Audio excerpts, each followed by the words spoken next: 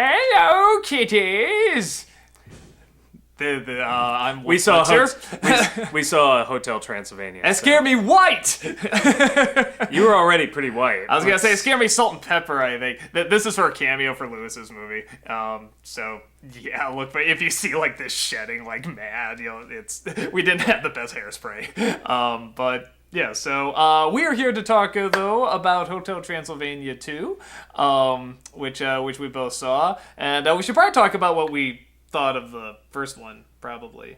It's fine! Yeah, like, this is another one of those movies that got, like, fucking panned by critics, and they saw, Adam Sandler animated, oh, well, I can't, he's Dracula, do you know the fine actors who play Dracula and stuff like that? And I thought it was not perfect, but it was... I knew Bela Lugosi through the films I watched with him in it, and you, sir, know Bela Lugosi. So, we saw this movie, and I was looking forward to seeing the film, honestly. I thought it looked really creative and stuff. I thought it looked terrible. But I kept telling him, like, no, it's actually really good, and it's really funny. He insisted it was really good.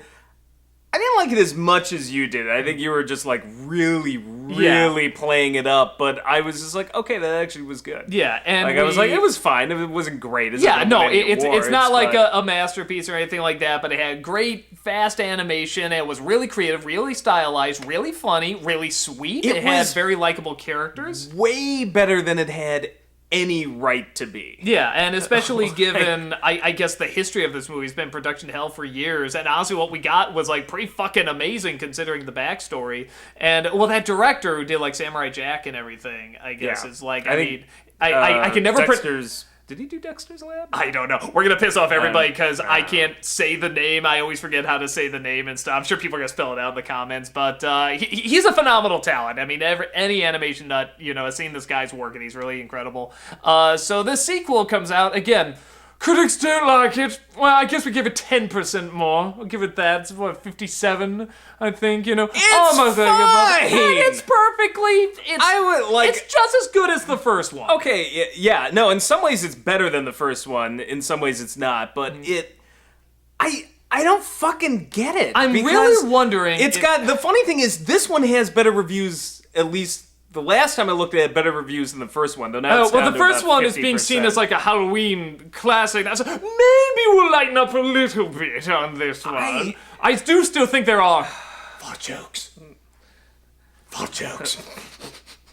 I heard a fart joke. That fart totally brings it down another 50%. No, I literally and some people are like, well, it's Rotten Tomatoes. I mean, if you get 50% on Rotten Tomatoes, that's not that bad. It's not that good either. Yeah.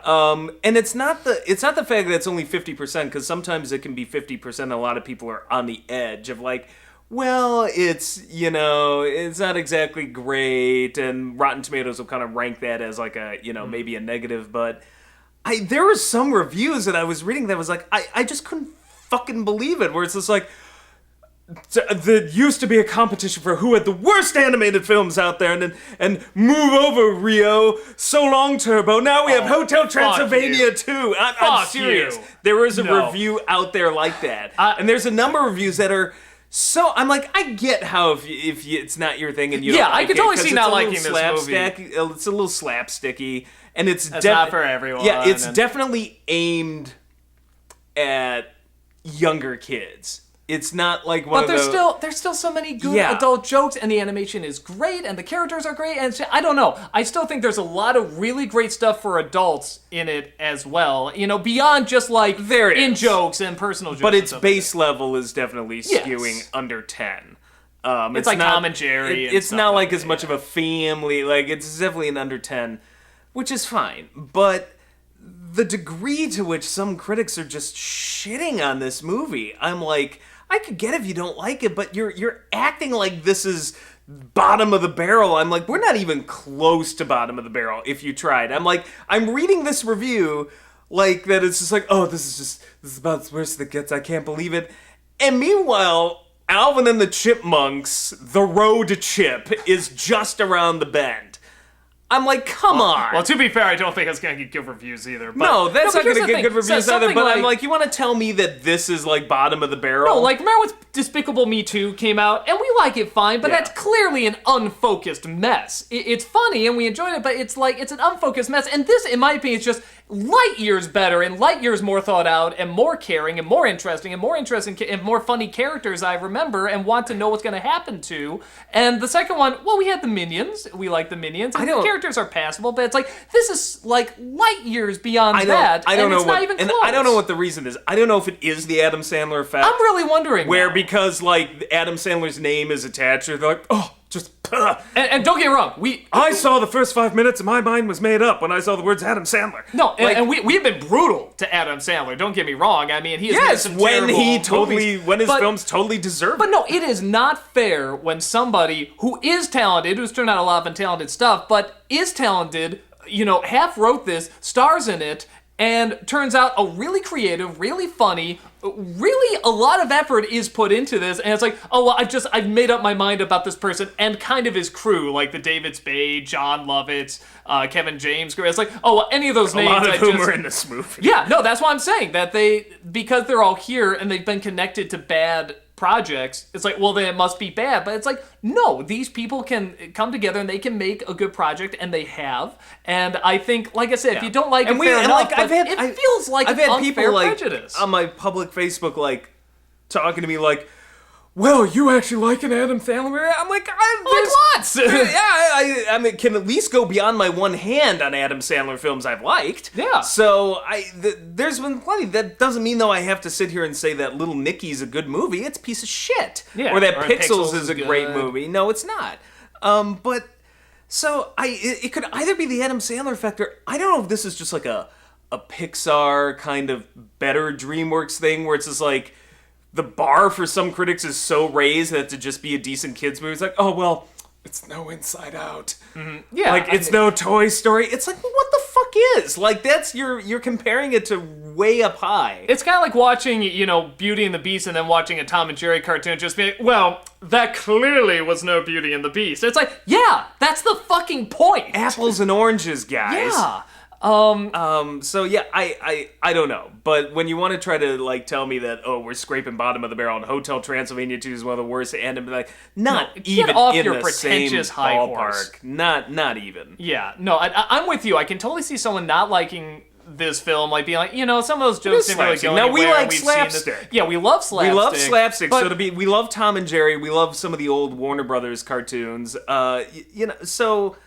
Yes, it's more towards us, towards those kids who like that. But the jokes that are doesn't good mean too, that, though. These are good jokes, and these are good characters. Here's the thing: they're good jokes and good characters. But my point is that you have to acknowledge when something does slapstick good, even if you don't like slapstick. It's like, okay, there's the Three Stooges, and then there's really bottom of the barrel. It's like, within the realm of slapstick, this was really good slapstick. And if you can't even acknowledge that, you're just like, oh, it's a piece of shit, then I don't think you should be reviewing this movie. Like, I just say, I'm not the target audience, so take that with a grain of salt. And most of the reviews that I read didn't. They just were like, oh, it's shit. And I'm like, what?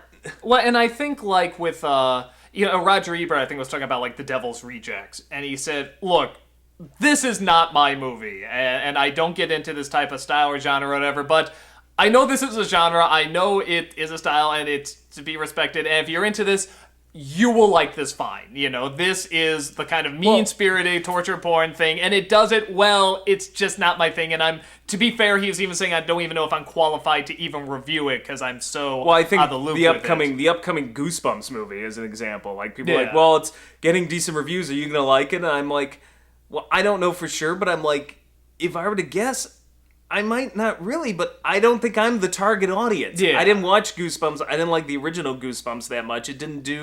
I was the wrong generation, wrong age. So it's a PG movie aimed specifically, I think, either to people who watch the show or a new generation.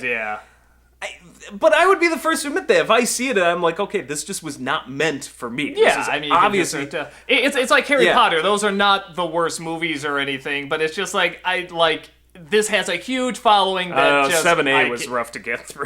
No, but that's what I'm saying. Like, this is just something that's like, this just isn't for me, you know. But it's like, if it's you, fine. And I'm not gonna say it's like bad or poorly made. It's just not my thing. So the movie itself is good. Yeah, no, it's I think it's very well made, very funny. There's a few, and there's definitely times where like some jokes fall flat, and even sort of the moral is like, I think anyone can get the moral, but the way they go about it is very Lion King or Disney, where it's like, well, now that I've learned my lesson, let me get everything that I try. You know, I'm now getting everything that these bad deeds have. When I was trying to get, I've gotten. The thing was, it was co-written by Adam Sandler, and I think it was Robert Smigel. Robert Smigel, yeah. He wrote the first one too, yeah. You can kind of tell they wrote themselves into a corner, because the movie, I thought overall, was pretty well written, literally up until the last 15 minutes. I just want to say about maybe 15 minutes before the movie ended. Yeah, and it's not bad, but it's clearly like, bad. We gotta wrap this up.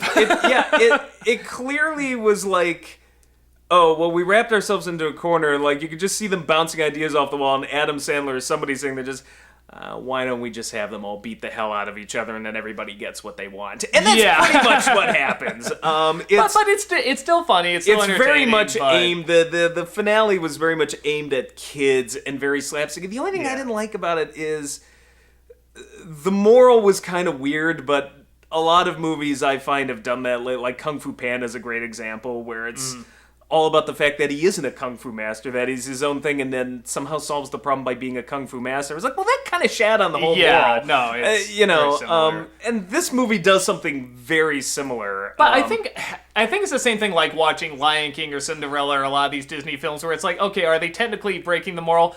Yeah, but I think it's very clear what the moral is. I think most kids can catch on. And I think my thing is, it didn't wreck the whole movie. There's some... No. Occasionally I will find a movie where the ending is so bad it will wreck the whole movie. Yes. This didn't wreck the whole movie. No, it didn't even come close. The other thing that bugged me about the ending was, I thought the slapstick of all places in the finale was kind of weak. Maybe because we just saw it everywhere else. And it was too. It was way too. The animation, everything was way too busy. There was too much going on. There was very little focus. I couldn't make out half the time what the hell was going on. It felt very rushed. Like, literally I don't know if this happened. It almost felt like the studio came in and was like, we need this thing now. Yeah. By Halloween or whatever. And they're just like, okay, finish. Yeah, meanwhile, some poor guy behind the computer is just getting horsewhipped to death. Yeah. Like, I'm almost done.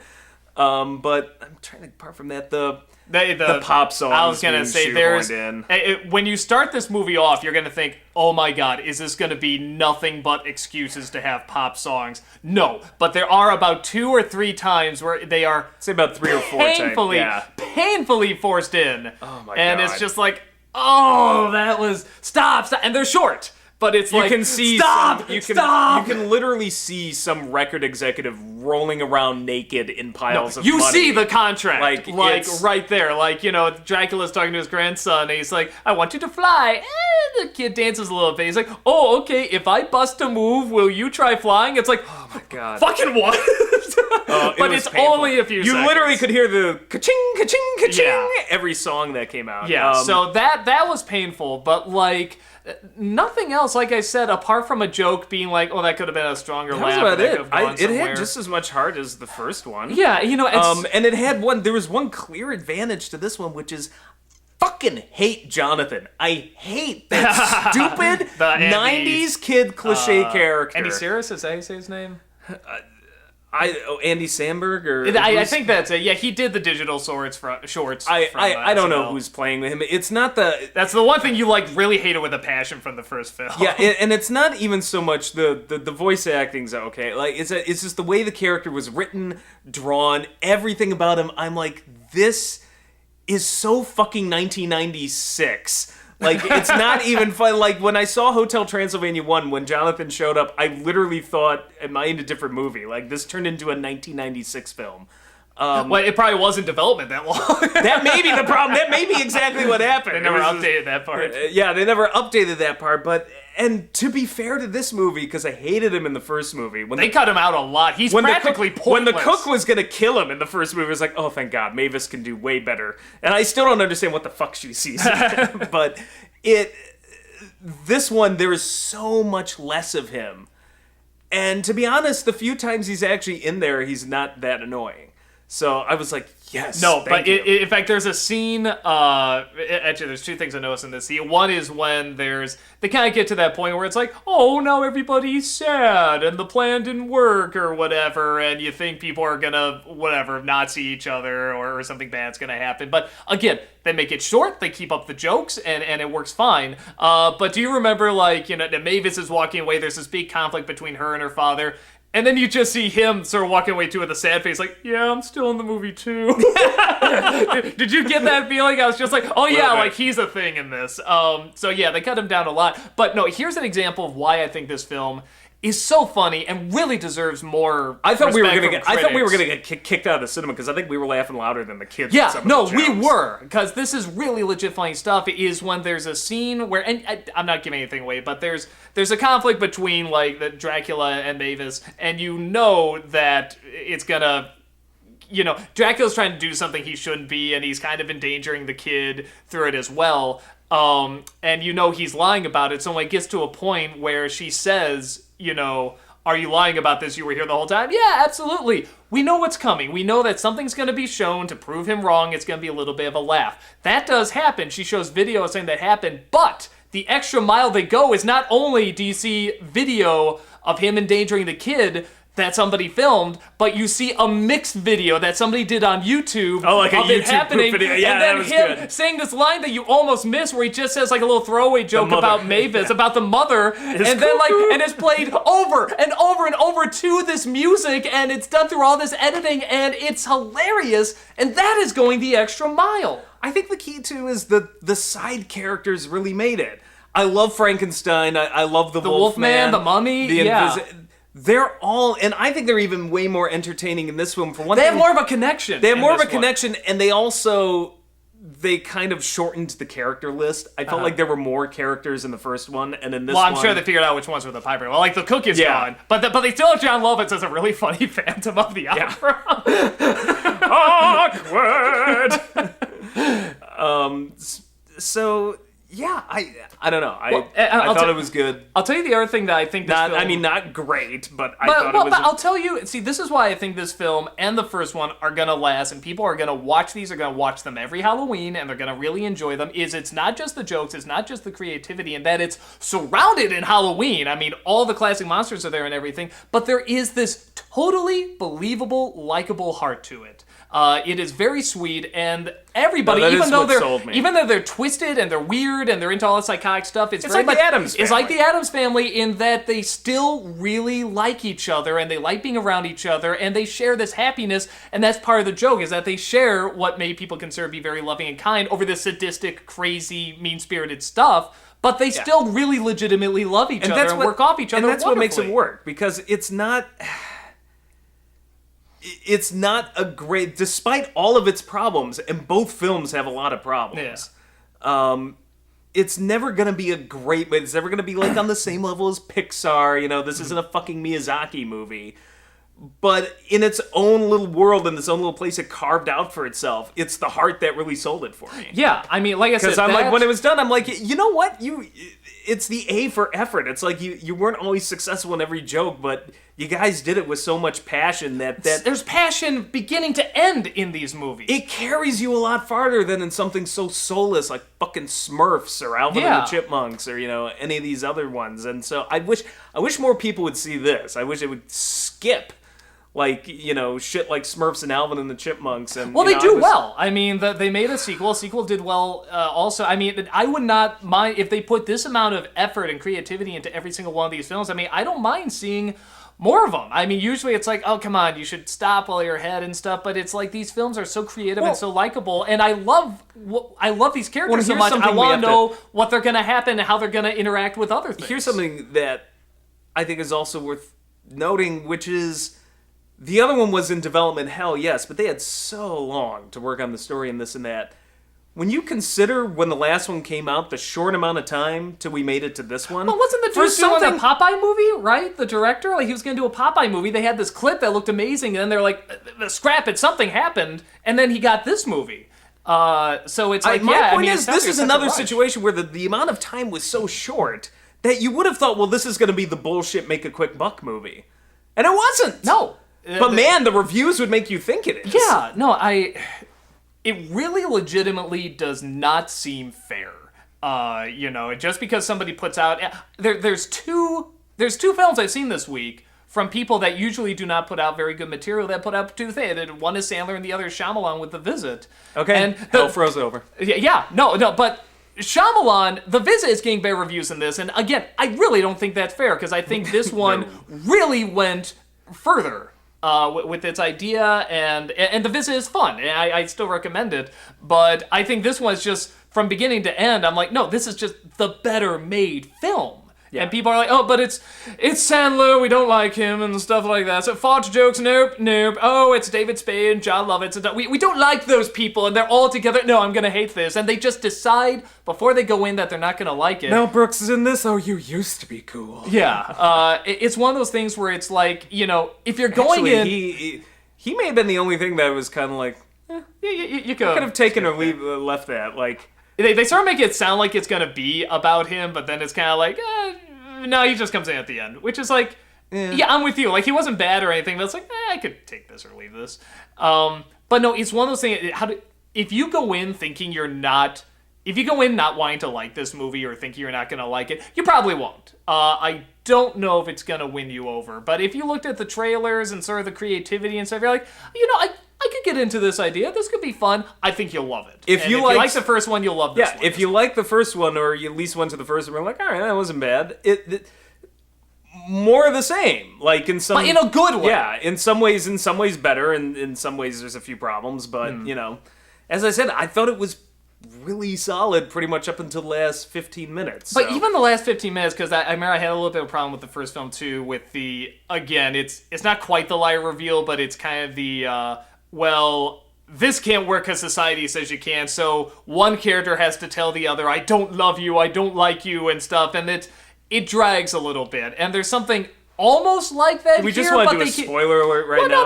No. I think all we can say is that it still keeps the jokes going. It still keeps it funny, but it never distracts too much from the character or the situation. I guess my only thing is the whole moral was based around, you should have the right and the freedom to be whatever you want to be and this and that, but then what they exactly wanted to have happen, regardless, happens. Yeah. So I'm like, that really muted that. Yeah, that really muted that and everything. Yeah, it really muted that message. Yes, I agree, but I still think, again, I don't know if that's what the didn't ruin it. It just was the one thing I'm like, man, this came so close, and then it just kind of was like they didn't commit to it. Yeah, the strength of the movie is the comedy and the characters and the heart, and all of that is still there. The message you can get and you can still pick up what it is, but you're right, it's not the strength. It's the same as It's like the ending to Toy Story 2, where the whole thing was like, no, toys should be outside and be enjoyed, and we should all get along and this and that, and it's not fair what happens to toys that are wrapped up. And so what do? They like totally take the poor prospector and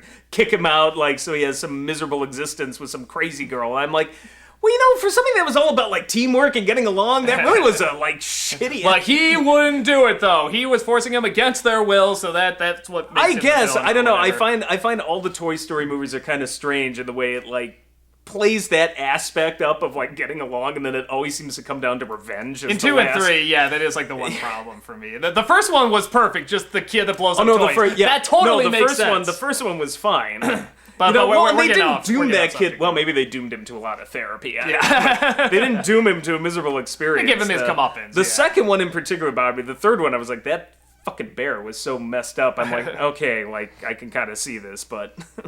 But yeah, we really enjoyed it. It's not like a comic masterpiece or anything, but I can really see people watching these films every Halloween. I know I am. I mean, it just gets me in the mood for Halloween, and it's very funny and very sweet and very creative. And I definitely recommend it. Adam Sandler's not obnoxious in it. No, and he can do both the funny and he can do the hard, and he can even do a funny voice. All three of those work in these movies. Yeah. And he half wrote it. I mean, it's It's I mean, good. This should It's tell a you good something. Adam Sandler movie. David Spade is not that obnoxious in it. Yeah. Well, of course you never see him, literally. Someone who was the bane of my existence, like Yeah. growing up in high school, like the David Spade movies and stuff. I'm just like I could do him just fine. Yeah, like, no, he's very funny.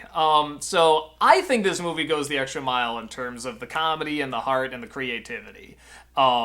Like I said, there's faults in it, and if you're looking to not like it, if you're looking like, dude, I don't think I'm gonna like this, you probably won't. But if you see the idea, say this could be a fun idea. It'll be exactly that. It'll be a fun idea, and I think it'll even go. But if you're reading reviews and they're like, "This is the death of animation," no, tell them to shut the fuck up. don't fucking believe it. Write them and tell them to shut the fuck up. No. But yeah, it's we both really enjoyed it. And actually, it shows our passion for it because I just realized we never did like do the opening for this. We just sort of started. We should do like a little sibling rivalry opening, but I was just like, no, I just really want to talk about this because the critics are not being fair. They're not being fair. I don't like your little stupid openings anyway. Well, so there you go. Maybe we'll get rid of it. good, Fine. it's decided. Great. We won't have an ending either. Cut.